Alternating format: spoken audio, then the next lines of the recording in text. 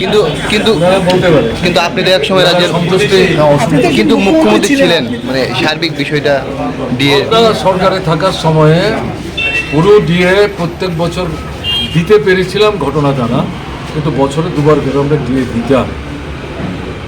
লক্ষ্য ছিল কেন্দ্রীয় সরকারের যে ডিএ তার সমপর্যায়ে নিয়ে যাওয়া। এটা তো এখন এখানে বন্ধ হয়ে গেছে, তখন না। এবং আমি এখন যা শুনলাম সম্ভবত এখনও বোধ হয় 24-25 বাকি আছে।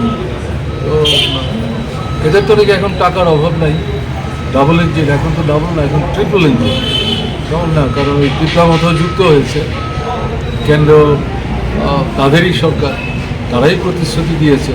জমিয়ে রাখছেন কেন? চাপ টাপ দিয়ে টাকাটা এনে ওই ডিএটা পরিষ্কার করে দিলেই তো ভালো, সবাই খুশি হবেন।